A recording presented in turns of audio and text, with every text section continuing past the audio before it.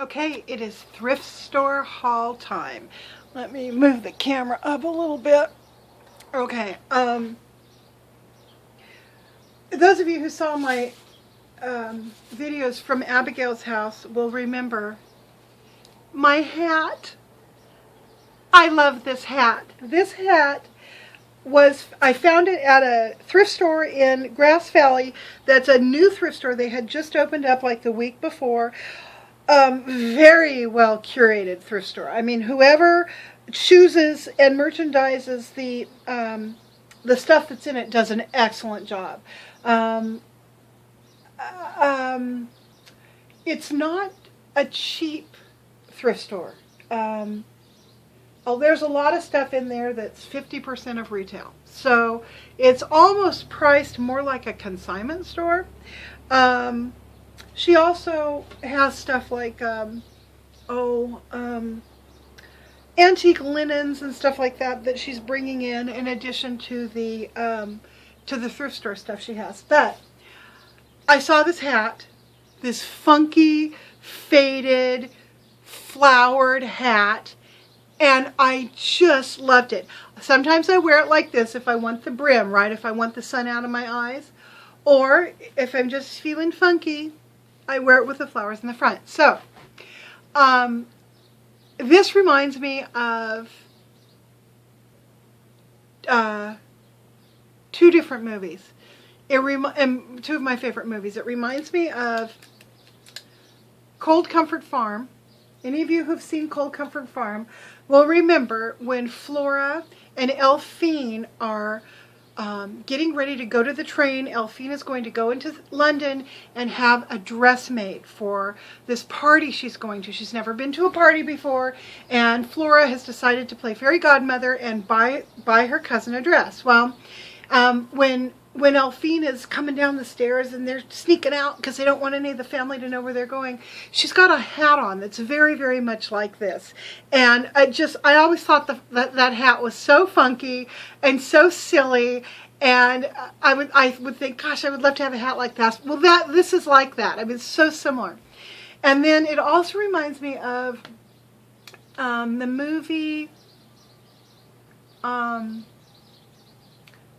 Enchanted April, because I believe some of the women in Enchanted April were wearing hats kind of similar to this. So, you know, those are movies I go to like visiting old friends. When I need to feel good, I will go to those movies.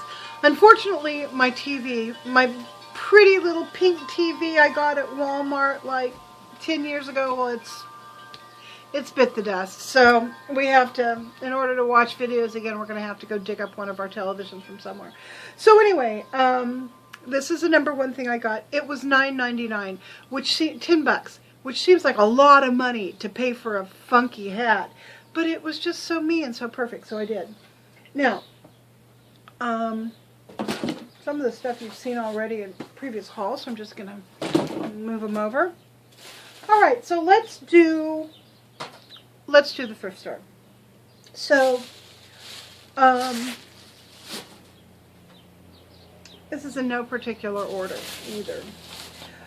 As you guys know, most of you know that I like to do crochet, and my favorite colors are pink and purple, and I always go through my pink and purple yarns and crochet cottons very quickly. So I found these.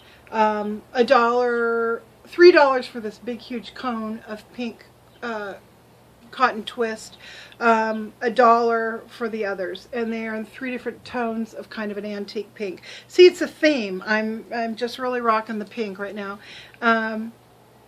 And it's sad because Abigail doesn't like these colors. She especially doesn't like this color.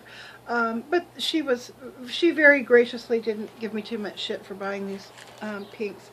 I'm really in the mood to be making those. I don't know if a lot of you guys haven't seen this thing that I make, but I crochet these tiny little flowers, and then they go on barrettes or hair clips, little hairpins. And I usually bead them. They're usually pansies, although I think I'm going to do tiny little rose beds with this, so that's what I'm going to do. Oh, and this one comes with a special surprise in it. I didn't see this before. It looks like someone was working on something. A little doily. Well, I will just have to finish this up and do something with it. That's cool. A free gift with purchase. Okay. Something else I got. Oh, wait. Here's yet another. 5 different colors of pink. Okay, and you guys have seen that I've been collecting these hand-painted china plates to hang, you know, up. I found this when it was $2. I just loved it. Again, it's my colors.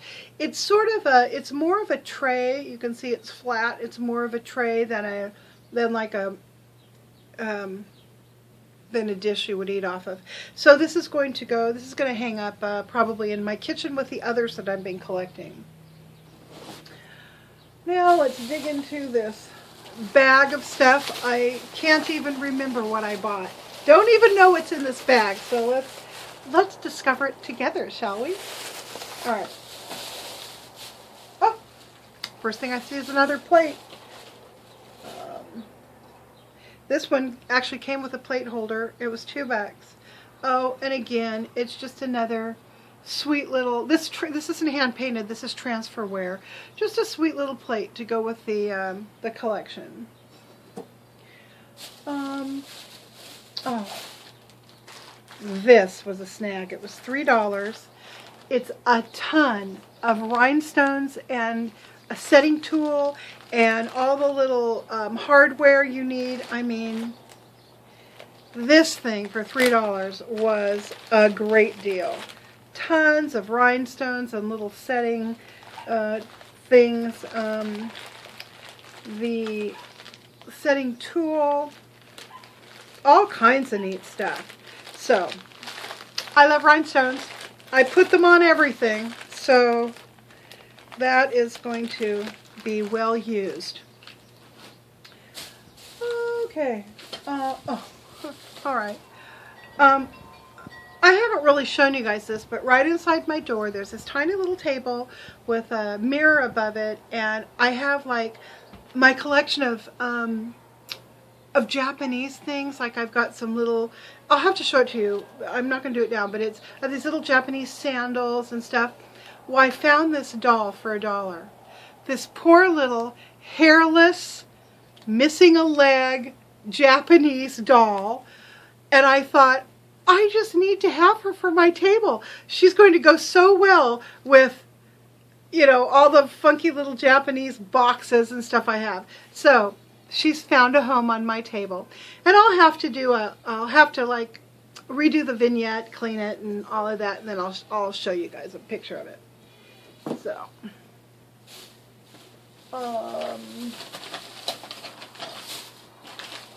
okay. This is for 25 cents. This is an old memo book. Just an old linen covered memo book by Borum and Pease. It's just simple with just lined pages. And I bought it, I mean, you can always use a memo book, right? But I bought it because I love the way it feels. I love the linen cover. I love the kind of faded and sort of stained outside. I love the fact that no one has used it. It doesn't have, there's nothing written in it. So it has, and maybe pages have been torn out, I can't really tell. But it has this wonderful quality of promise, like I get to write in this for the first time. So it just felt kind of neat to have it. So I got that for 25 cents. And I got, these were $1, and they probably cost $20 or $30 if you try to buy them new. And they are palette knives, old palette knives with wooden handles, different shapes of palette knives, that shape, this shape. They don't have their, I don't know who made them anymore, but they're obviously quite old. Well, old, like maybe from the 1950s or 60s. So I had these 3 shapes, and then I got this smaller knife. Palette knives. Why do I have palette knives? I haven't painted in oil in years. well, first, I know they can be very useful in different kinds of craft. Oh, and they still have their paint on them. This one has some green, and that has some yellow. I think that's neat. Anyway, I know you can use them for as tools when you're doing lots of different things in crafting. They can be useful for folding and different things. But I just loved this handful of possibility. I mean, it just, with $4 worth of palette knives and some oil paint, you could do something magnificent. So I just feel like the potential power in this handful of stuff. So I got it for $4. I picked up some, it was 75 cents, some metallic silver thread. I had seen a tutorial on making beads. They're like a multimedia bead where you'll take a piece of tubing, Mod Podge, wrap that with like some fabric that's been torn, Mod Podge that down, then wrap it with some metallic thread and then maybe some wire, and then you run the ends of the wire up through bead caps on the two ends. So it makes these really funky, you can make really funky cool beads. You can, glue rhinestones or different old stamps. I mean, all kinds of shit you can use with these deals. And I've been wanting to make the beads, and right before I left I found a length of the perfect size of tubing. It's like it's a black tubing, but you won't be able to see it because it's all going to be painted. And so I'd run out of my metallic thread, so I found this so I could do that. Then the gal just gave me these 25 cents worth of beautiful old tapestry needles. Show you these. And these are good for doing, like, if you do ribbon embroidery. And they're gold. They've got a gold head. And they just, I don't know, they were neat. Plus they were free, so that was cool. And I think this is the last thing I have. Yeah. This is the last thing I have to show you. This was my steal. For $2, I got a set of Cotman watercolors. Now, they are marked $53 from whatever art store they were in originally. Here's the neat thing. Well, finding them at all was neat. It is this perfect little. It's a Winsor Newton product, and Winsor Newton is like the name in nice art supplies for painters, but it has never been used. You take the top off, and I was just like trying to figure out how to use this. You open this up, and it's got a little sponge. You would put some water in here, and here's a little sponge for dabbing your watercolor. It's got little trays where you can mix. It's got all of the watercolors unused, and it has a watercolor brush here, and then this is it's still even taped in, but what this is the you put the water in here. So you use this as a mixing tray. This over here can be used as a mixing tray. Then it's got some it tells you what the colors are here, and this little brush, you take it out and you stick it down in here. So I was thrilled to find this, absolutely thrilled. Again, while I've done a lot of painting in my life, it's been years since I've done, the last time I did painting per se was artwork for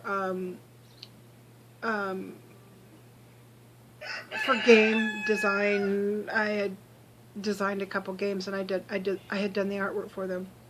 But that's been years, and then before that it was many years. But I've always enjoyed painting.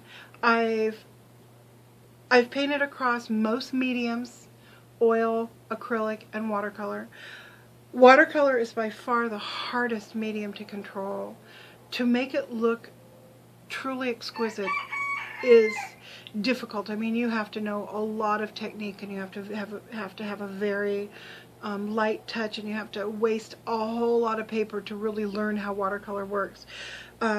Oils are so much more forgiving. I mean, if you don't like what you did, you just scrape it off and you start over. Watercolors you can't fix. You can't change it. You can't scrape it off. You can't erase it. You can't paint over it. So this itty bitty little miniature watercolor palette, again, it's another thing that's pregnant with promise, right? And when you look at most of the stuff that I bought, with the exception of the hat and the little doll and the plates, it's all about, all of these things that I bought is about hope. A hope of happy, successful artistic endeavor. Okay, so that was kind of my theme for thrift store buying this time. I'm going to do one last haul video. That is my Daiso video. So on that note, I'm going to say bye-bye. I hope everyone is safe and well and avoiding floods and avoiding fire and not so hot that you're having to go to the hospital, because boy, I tell you, it is wild out there right now. Wild weather, wild heat, wild fires, just wild. So be careful, everybody. Talk to you later. Wait, bye. Wait! Here's the coolest thing of all. All right, it's so tiny I didn't see it in the bag. All right, so this was $2. Pretty little Victorian thing. Of course, I pick it up, and when I took a good look at it, I realized what it is I'm going to go ahead and untie this and show you. It is an entire stack of cigarette cards. They used to have these little cards that would be in cigarettes boxes or packs, and people would I gotta be careful. They would collect these little things, and they would put them in scrapbooks generally. This went back to the late Victorian times, I think. Okay, so these are all cigarette cards. They look like they're all floral. Okay, this is the coolest. They're the Will's Cigarette Roses, a series of 50 cards. Each card shows a botanical illustration of a rose. And at the top it's got the cigarette company. At the bottom it has the name of the rose. On the back it tells you about that particular variety of rose. Like this one is the Mrs. F.S. Harvey Kant. Yeah, Miss F.S. Harvey Kant Hybrid Tea Rose. That's the name of the rose. And what it says is, a very charming novelty, which in habit of growth is extremely hardy and abundantly floriferous. I mean, who knew that was a word? Floriferous. I love it. I'm going to use it. The flowers, which are perfectly formed, are produced on erect stems with magnificent glossy foliage. For decorative purposes, cut straight from the plant, it has few, if any, rivals, and is almost immune from mildew. Should be pruned to within 3 or 4 eyes. I guess that's for down the nodes that you go down the plant. Will probably be introduced in 1926. So this hybrid tea rose was not even introduced yet when they made this card, and I'm wondering if all of them are this way. No. Here is the Mrs. Henry Morse hybrid tea rose, which was introduced in 1919, and it was a gold medal winner in the National Rose Society. This Will's Cigarette Company is It is issued by the Imperial Tobacco Company of Great Britain and Ireland Limited. So these are probably, well, obviously, these are from the early 1920s because they're referencing mid-1920s. They're referencing this one as going to be introduced in 1926. So I didn't count these to find out if I have all 50. They're in excellent shape. Everyone is different. I don't have any here that are copies. That is seriously cool. And they're all numbered. So I'm going to take a minute and see if I've got all 50. I'm going to put you guys on hold. It's a complete set. All 50 of these numbered cards are in this stack. So, I have no idea what value they would have. I don't know how much it would cost to buy a full set. Probably not that much. I'm guessing, well, maybe 20 bucks or something like that. I'll look them up though to find out.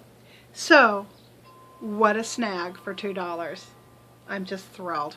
So anyway, well, did I drop them? No, I didn't drop them. So anyhow, that's my haul, and I will come back with Daiso. Okay, one last little note on my rose cards. I did a little bit of research. It's not Willis, it's Wills. And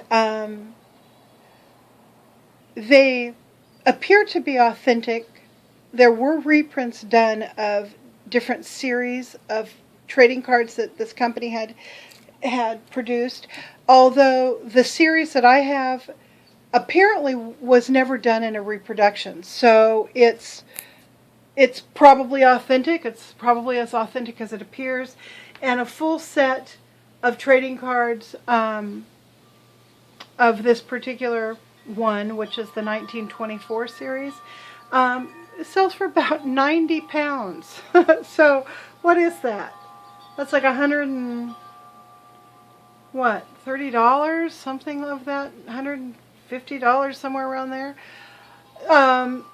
That's to collectors. That's collector price. So, wow, that was a nice little snag. I'm not going to sell them because I am a collector. I'm a hoarder. I don't turn around and sell my stuff. So I'm just going to, tuck them away somewhere to molder that I'll look at them every once in a while and be thrilled. So there you go. That's the end of the rose card story. Bye.